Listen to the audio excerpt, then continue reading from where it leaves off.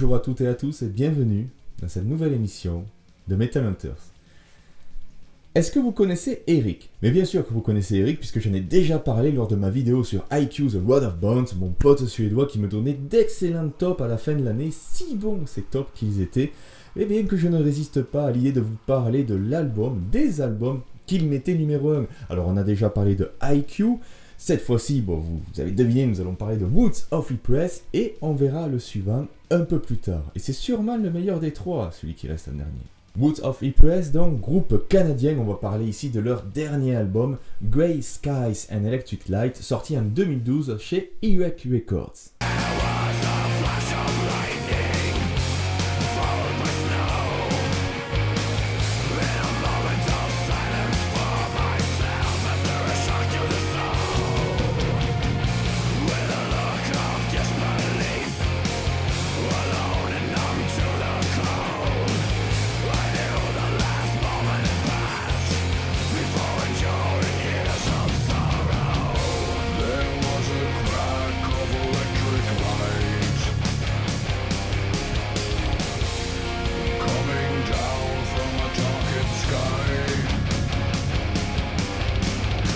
Alors c'est vrai que lorsqu'on m'a présenté ce groupe canadien, Woods of Ypres, on m'a dit « ils font du black metal ». Et je sais ce que vous dites, puisque vous avez pu écouter les extraits que je vous ai mis un peu avant.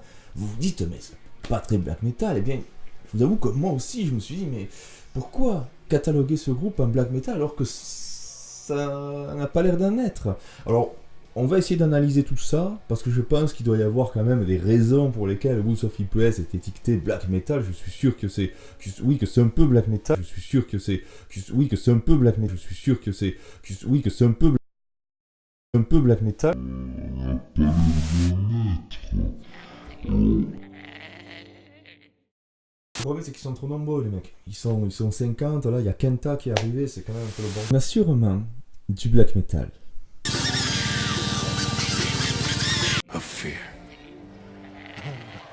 C'est pas du black. Et si tu dis que c'en est, je te doite.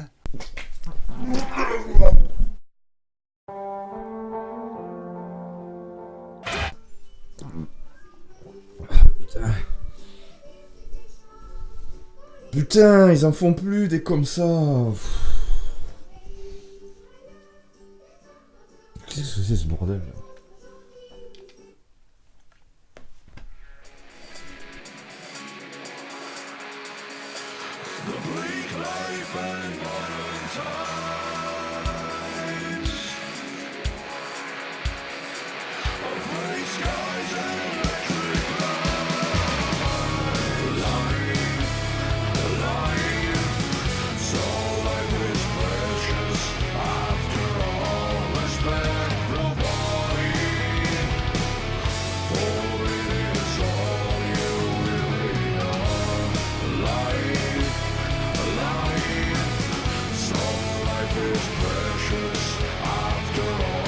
Bon, alors clairement, on n'a pas de black metal ici, et je pense que cette étiquette a été apposée sur Woods of Ypres à cause des albums précédents, et que elle est restée collée à la formation malgré ce Woods 5, pour aller plus vite.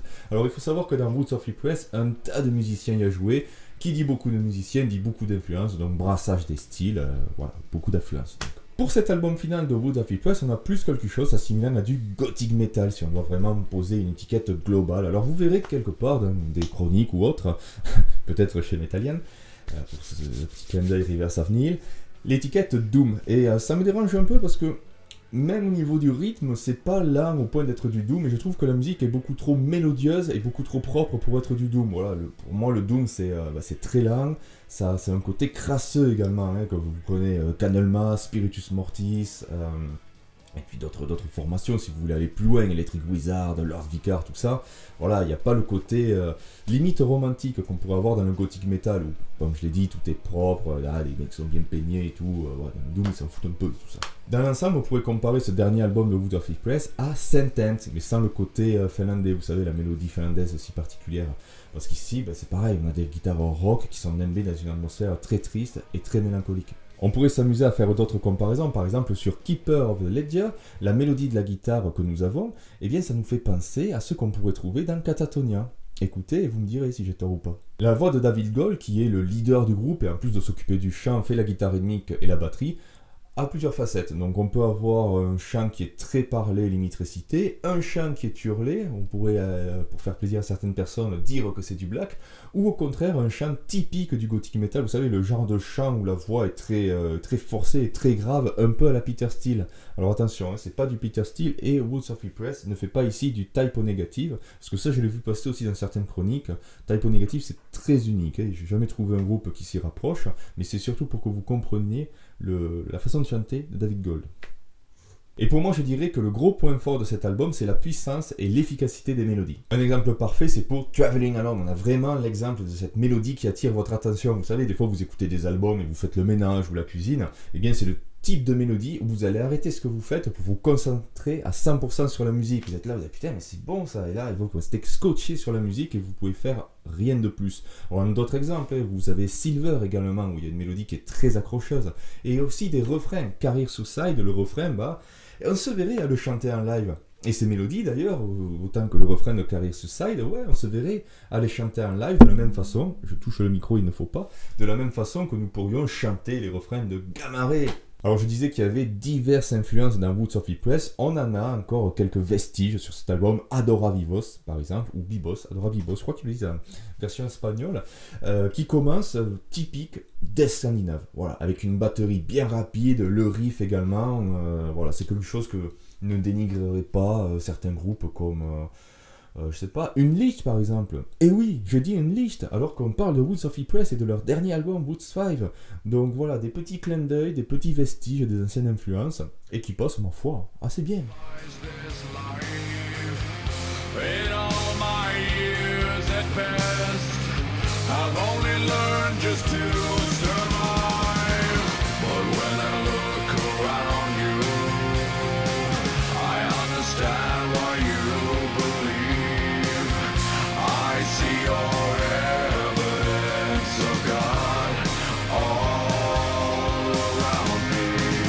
Maintenant, on va parler du concept album, puisqu'on a ici un concept, c'est l'histoire, enfin, du moins, l'histoire est centrée sur un homme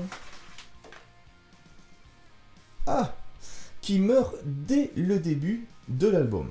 Et puisque cet album se fait remarquer, et que je dois vous avouer que je vous trouve, ma foi, fort sympathique, voilà, ramasser le petit sous-boc que j'ai ramené de Newcastle, le bar s'appelait... je sais plus. Voilà. Donc je disais que je vous trouve bien sympathique, donc je vais vous lire les premières lignes de texte. Vous allez directement comprendre, je vais le lire en français. Il y avait un flash éblouissant, suivi d'un moment de silence pour moi-même, suivi par la neige, après un choc pour mon âme. Voilà, la mort. Ça commence bien. Tout l'album sera donc une sorte de rétrospective de cet homme, raconté par lui-même, donc ses pensées, ses sentiments, et le peu qu'on puisse dire, eh bien, c'est que ce pauvre monsieur, il n'était pas très heureux dans sa vie, vraiment, c'est le genre de mec, tu l'invites à une soirée, un anniversaire ou quoi, ambiance de merde, t'as beau passer tous les albums de Glory Hammer, du Freedom Call, tu sais, les trucs qui te mettent la pêche, qui normalement te guérissent de la dépression, non... dégueulasse la soirée. On va donc découvrir à quel point le protagoniste était malheureux, à quel point il était abattu, perdu, tristesse et abattement. Voilà, ce sont vraiment les deux mots qui me viennent en tête lorsque j'écoute cet album. Tristesse et abattement, dépression même. Donc voyons un peu certaines chansons. Dans Silver par exemple, il dit qu'il perd sa moitié, pas qu'elle meurt, mais que petit à petit le couple s'effrite, et il le dit lui-même dans les paroles, ce soir je dîne seul. Et ce qu'on trouvera le plus souvent dans cet album, c'est la critique de la société qu'il trouve morne et fade. Bon, on a quand même quelques points positifs dans cet album, donc bien sûr ils sont amenés avec une gaieté, vous imaginez, qui est quasiment inexistante, mais ils sont là, et il faut quand même noter ces petites lueurs d'espoir, ces petites bougies qu'on a à droite à gauche. Keeper of the Ledger, glorification de la nature est belle. Death is not an exit, voilà, ça part de lui-même, il faut pas mourir, on a peut-être d'autres solutions avant de rejoindre la mort directement. Dans Traveling Alone, le personnage comprend l'évidence de Dieu, et il en vient à admirer les croyants, parce que eux, ils sont heureux, ils ont réussi à toucher la grâce divine, mais lui non, le personnage n'y arrive pas. Bon, vous avez compris qu'en général, les paroles sont assez sombres, assez tristes. Dans la chanson Finality, le personnage dit que s'il meurt, eh bien, il faut effacer tout souvenir de lui.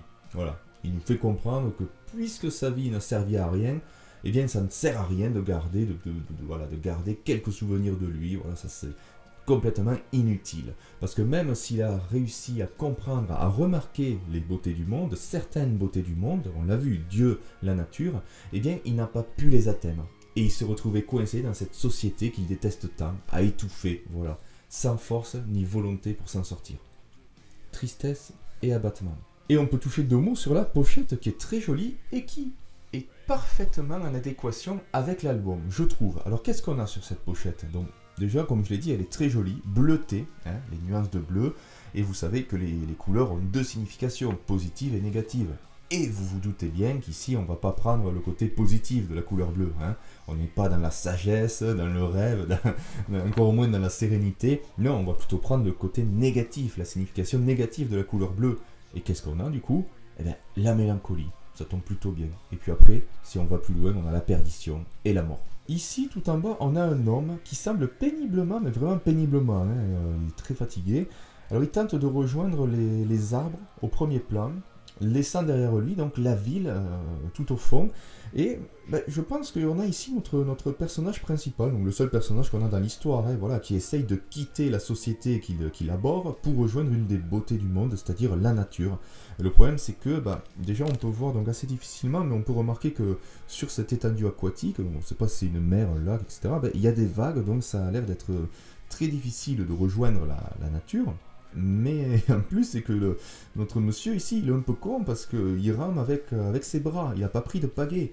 Donc forcément, il est épuisé, il n'y arrive pas, et puis au final, il abandonne. Voilà. Et ce gros visage qu'on voit ici, moi j'aime bien penser que c'est le personnage au moment de sa mort qui a une vue d'ensemble sur sa vie, ce qui le met dans un état d'abattement extrême. Vous voyez, il se tient la tête, il se dit putain, mais ma vie en fait, c'était pas joli, hein, c'était pas évident. Et bon, c'est vrai que ça fait de la peine au fond, mais je pense que cet homme, je vais reposer le livret, je pense que cet homme, au final, il faudrait lui tenir la main comme ça. Voilà, on lui tient la main comme ça, on le regarde dans les yeux, et on lui dit chien. Voilà, parce qu'au bout d'un moment, il y en a plein le cul, des problèmes on en a tous. Alors l'autre il est là, il se plaint, la société, nanana. Il prend le bateau, il y va avec les mains comme un mongol, il dit non, ça va. Comme on dit chez nous, dans le sud, un coup de pied au cul et ça repart. Le mec, il va à la Fnac, à Cultura, je sais pas quoi, il s'achète un bouquin de Christophe André, il médite, ça va mieux après. Voilà. Et si ça va pas mieux, on la voit au Japon et on fait une correction à la Shibata. Je sais pas si vous connaissez Shibata, je vais mettre une vidéo, t'arrives avec les pieds comme ça là, tu fous des coups là. Parce qu'au bout d'un moment, il faut se bouger le cul dans la vie. C'est pas en restant là dans ton bateau au milieu du lac que ça va changer. Donc, benga là.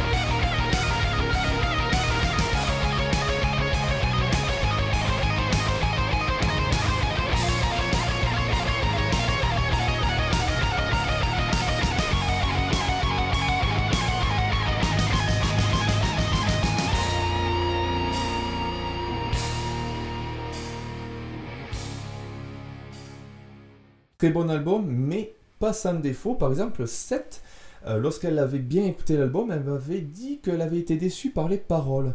Parce qu'on a trop souvent des passages du genre « je suis pas bien, la société c'est pas bien, je suis pas bien dans la ville, nanana ». Et c'est vrai qu'on a cette redondance qui peut être dommage. Ceci dit, les textes sont assez simples et bien écrits. Je les ai revus parce que justement j'avais cette appréhension... je me disais ça va être peut-être un peu trop facile le côté ado rebelle qui est jamais content et tout, mais non, ça c'est quand même assez sympa, même s'il y a mieux pour transcrire certaines mal-être. Si on prend Riverside par exemple, juste avec quelques mots, bon après Riverside il y a la musique qui rentre en jeu, mais c'est quand même un niveau au-dessus. Alors moi je pourrais faire un petit reproche, même si ça n'est pas un, parce que c'est aussi un des points forts de l'album, c'est son côté catchy et efficace.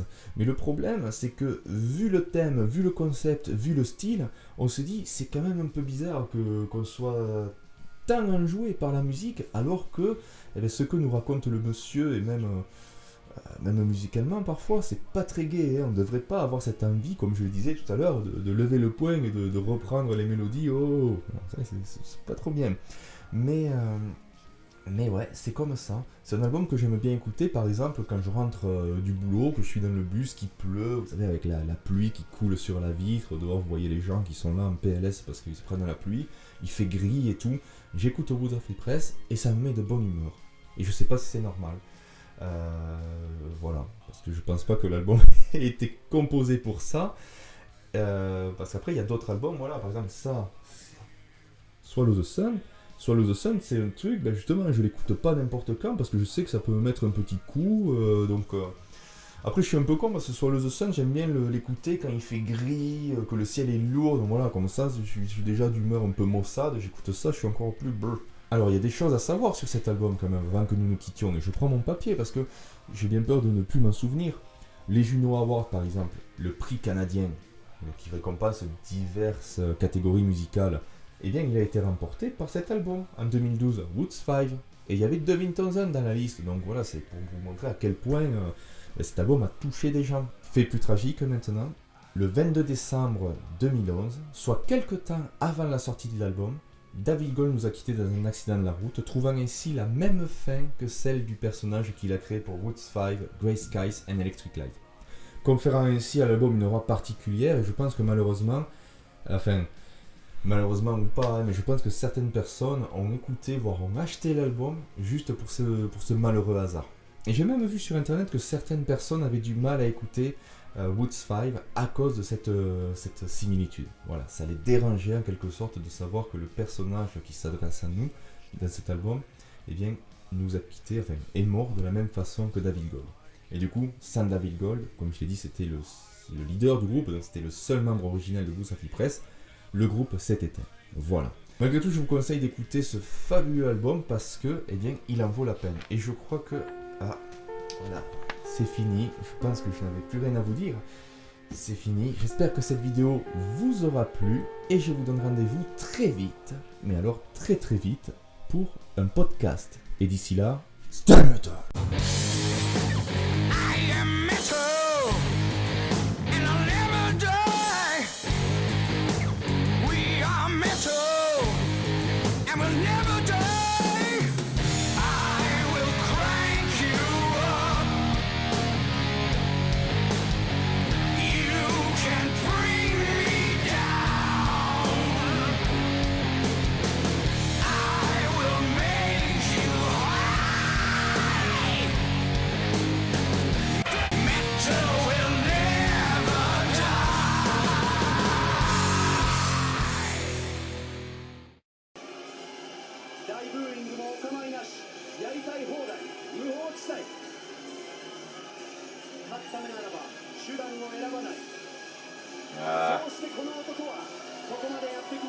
Le bullet club qui arrive au complet là, faire la bagarre.